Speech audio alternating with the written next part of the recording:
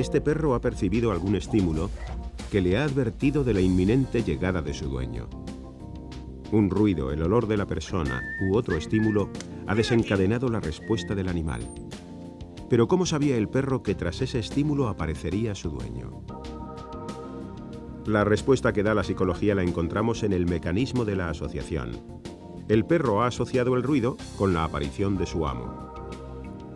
El aprendizaje se puede definir como un cambio inferido en el estado mental de un organismo como consecuencia de la experiencia. Este cambio influye en su conducta y le permite adaptarse a un entorno cambiante. El fisiólogo ruso Iván Pavlov fue el primer investigador que estudió el proceso de aprendizaje en el laboratorio. Pavlov dedicó gran parte de su vida al estudio de lo que denominó las relaciones nerviosas temporales o reflejos condicionados. En uno de sus últimos trabajos, El reflejo condicionado, publicado en 1934, Pavlov presenta un resumen del conjunto de conocimientos logrados en más de 30 años de trabajo experimental. La relación nerviosa temporal es un fenómeno fisiológico universal en el mundo animal y en la vida humana. Es, al mismo tiempo, un fenómeno psíquico, llamado por los psicólogos una asociación. Pavlov desarrolló su trabajo empírico con una metodología propia que le permitió cuantificar las reacciones del animal. En sus experimentos utilizaba perros a los que había practicado una pequeña incisión en la mejilla. Esta operación dejaba al descubierto un conducto salivar, de manera que le permitía recoger la saliva segregada por los animales. Cuando se introducía un trozo de carne en la boca del perro, éste empezaba a salivar inmediatamente. Se trata de un reflejo innato. Esta activación se transmite hasta la base del cerebro a través de las vías nerviosas aferentes. Después, la activación se dirige a las glándulas salivares y al neocórtex. Una vez se activan las glándulas salivares, se produce la respuesta de salivación.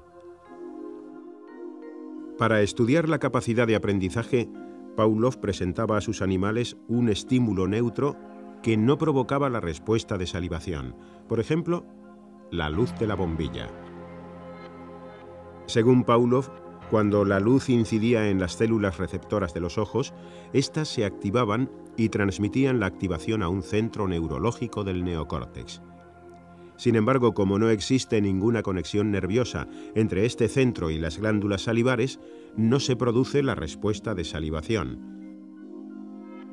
Con la presentación repetida de la luz seguida de la comida, se observa que el perro empieza a salivar en el momento en que se enciende la bombilla y antes de que aparezca la comida. Pavlov explicó este cambio en el comportamiento del animal ante la luz, asumiendo que se había formado una nueva conexión nerviosa que unía los centros del neocórtex activados por la luz y la comida. De esta manera, la percepción de la luz activaría su centro nervioso correspondiente y la excitación viajaría por la nueva vía nerviosa hasta el centro activado por la comida. Este, a su vez, enviaría la excitación hacia la base del cerebro y finalmente llegaría a las glándulas salivares, desencadenándose la respuesta condicionada. Para Pavlov se trataba de una respuesta refleja aprendida. Una vez formada la conexión entre los centros neurológicos correspondientes a la luz y a la comida, cada presentación de la luz desencadenaría la respuesta de salivación. Pavlov llegó a la conclusión de que para que se llegase a formar esta conexión nerviosa, el estímulo condicionado, la luz, y el estímulo incondicionado, la comida, debían presentarse contiguos en el tiempo. La condición fundamental para que se produzca un reflejo condicionado es la coincidencia en el tiempo, una o varias veces consecutivas, de una excitación neutra con un estímulo incondicionado.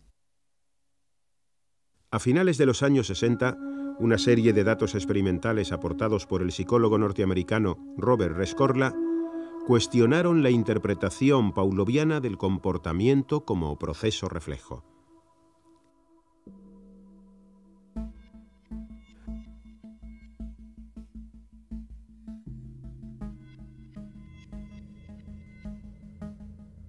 Rescorla manipuló las presentaciones aisladas del estímulo incondicionado en 4 grupos de ratas y mantuvo constante la relación de contigüidad temporal entre el estímulo condicionado y el estímulo incondicionado, es decir, el número de emparejamientos entre el EC y el EI.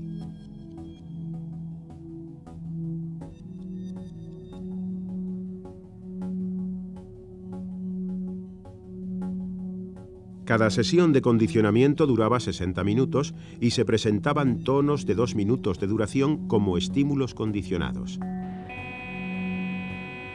Para todos los sujetos, la probabilidad de que una descarga eléctrica coincidiese con el tono era de 0,4. De cada 10 presentaciones del tono, en 4 de ellas aparecía el EI. Lo que cambiaba de un grupo a otro era la probabilidad de la descarga en los periodos en los que no se presentaba el tono. Para el grupo 1, nunca se presentaba el EI en ausencia del tono.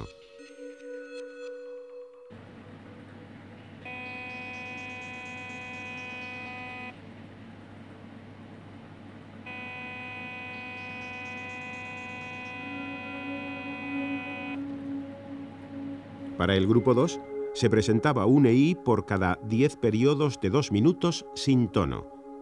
Para el grupo 3, se presentaban 2 EIs por cada 10 periodos sin tono. Y finalmente, en el grupo 4, los animales recibían 4 descargas por cada 10 periodos sin tono.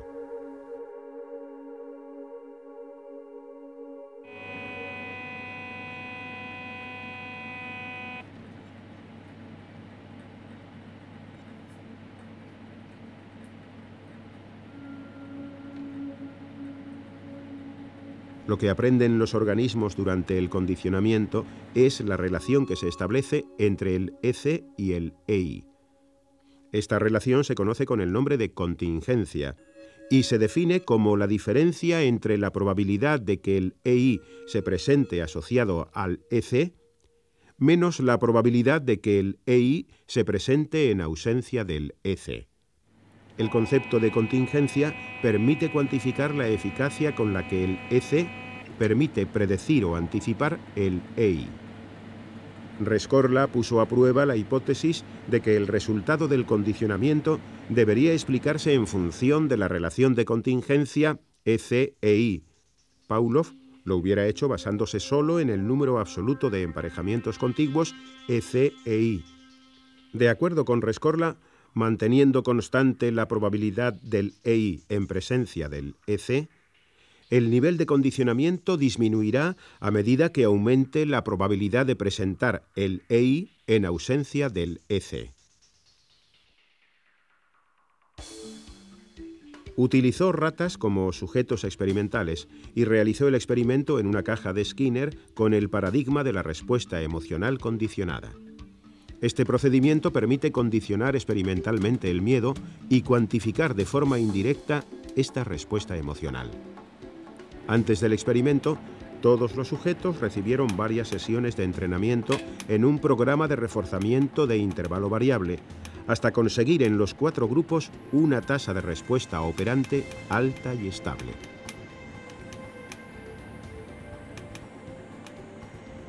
Concluida esta fase preliminar, cada una de las 4 contingencias definidas fueron asignadas a un grupo de ratas. Rescorla calculó en qué medida la presencia del EC interfería con la respuesta operante en curso. Si el tono anticipa la descarga, su presencia producirá en la rata miedo condicionado, lo que paralizará en alguna medida la respuesta operante. El grado de supresión de la respuesta operante que produce la aparición del EC constituye la medida del condicionamiento del miedo. Para cuantificarlo, se utiliza como línea de base el periodo anterior al EC.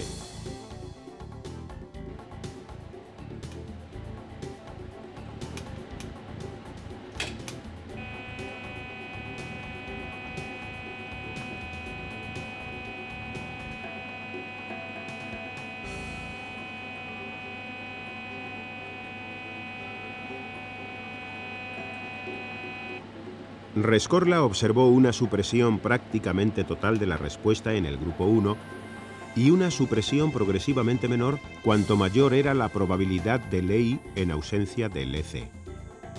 En el grupo 4, en el que el EC señalaba la descarga con la misma probabilidad que los estímulos del contexto experimental, la presencia del EC no alteró en absoluto la tasa de respuesta operante en curso.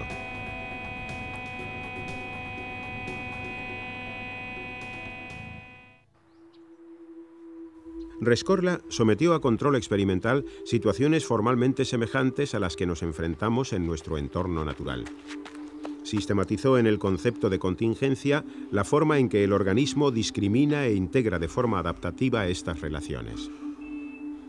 Este mecanismo del aprendizaje asociativo capacita al organismo para diferenciar relaciones entre eventos fortuitas o aleatorias de las predictivas, lo que le permitirá anticipar eficazmente los acontecimientos de su entorno. Cuando un EC predice con la misma probabilidad que los estímulos del contexto un EI determinado, el EC no posee valor informativo y no ejerce función de señal.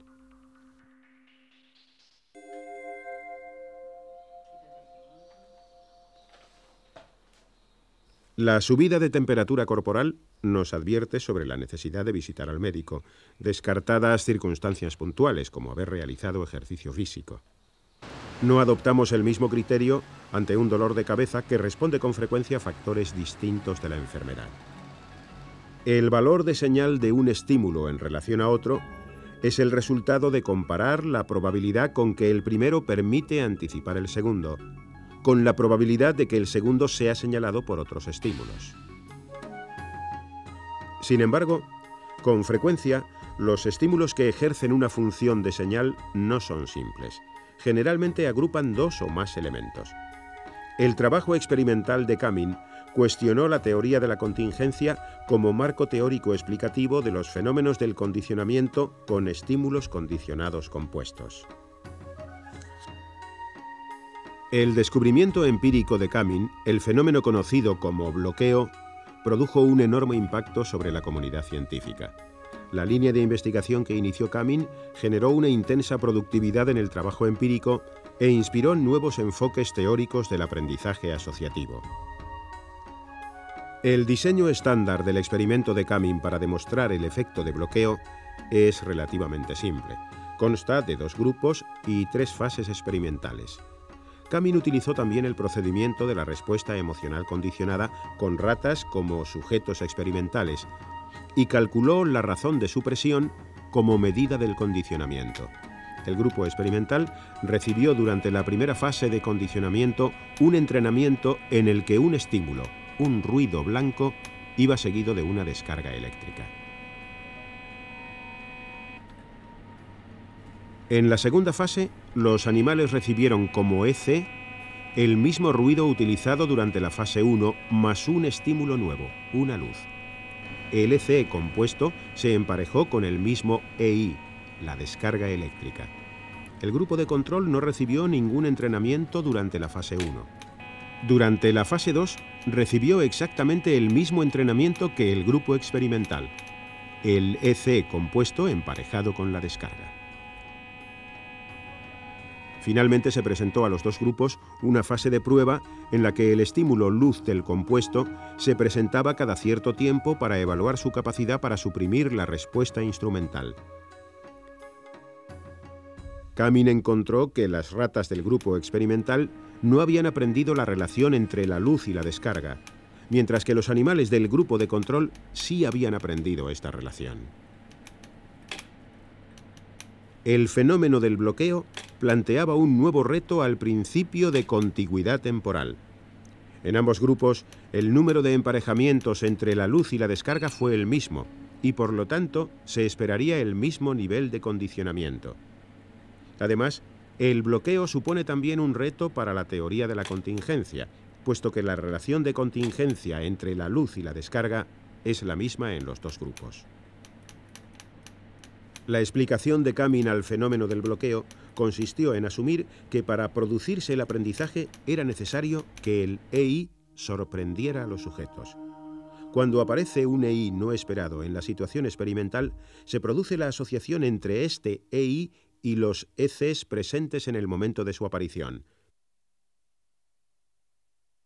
Para el grupo experimental, cuando en la segunda fase se presenta el compuesto ruido-luz, el ruido ya predice al EI, la descarga es esperada y esto impide que la luz se asocie con ella.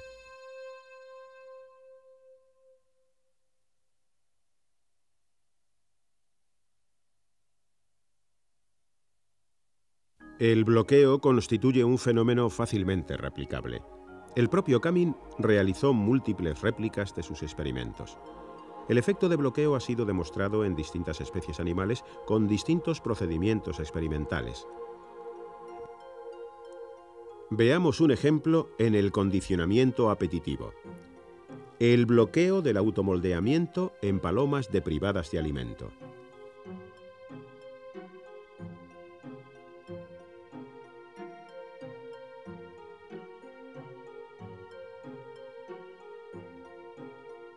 La respuesta condicionada de picoteo ante una tecla iluminada que señala la presencia de comida se denomina automoldeamiento o seguimiento del signo.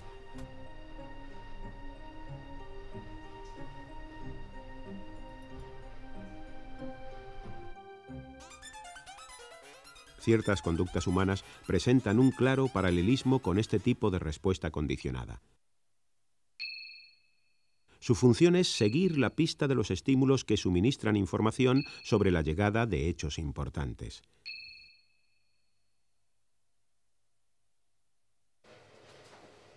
El bloqueo de la respuesta de automoldeamiento se realiza en una caja de Skinner diseñada para aves. En la primera fase, una luz roja se enciende tras un disco de plástico translúcido denominado tecla. Varios segundos después se presenta el estímulo incondicionado comida.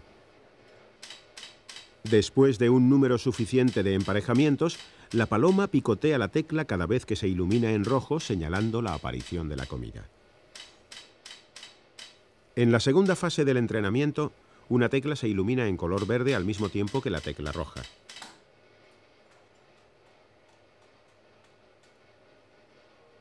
A pesar de que ambas predicen la aparición del grano en el comedero, la paloma solo responde a la tecla roja. Aunque el entrenamiento se prolongue, la paloma sigue sin picotear la tecla verde. Este comportamiento contrasta con el de las palomas control, para las que se omite la fase de preentrenamiento. Después de algunos ensayos de condicionamiento compuesto en los que se emparejan ambas teclas, roja y verde, con la presentación del grano en el comedero, las palomas presentan picoteo automoldeado ante ambas teclas.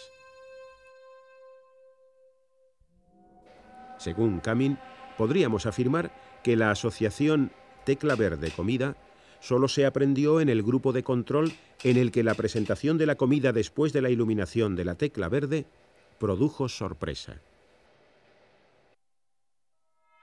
La contigüidad temporal entre el estímulo condicionado y el estímulo incondicionado no es suficiente para que se aprenda la asociación EC-EI. Tampoco lo es el efecto de contingencia. El EC añadido en un diseño de bloqueo no solo es contiguo con el EI, sino que posee valor de señal en la medida en que predice fielmente el EI.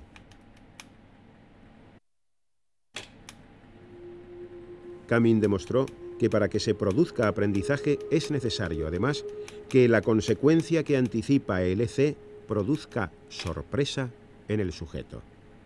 Esta condición no se cumple cuando en el experimento de bloqueo de automoldeamiento la tecla verde aparece junto con un estímulo que ya predice por sí mismo el estímulo incondicionado. La asociación EC-EI no se procesa como un hecho aislado. Por el contrario, el sujeto incorpora a su experiencia aprendizajes previos almacenados en su memoria en el pasado y canaliza su atención en el presente de forma adaptativa, procesando de forma selectiva solo aquellos estímulos condicionados con valor informativo.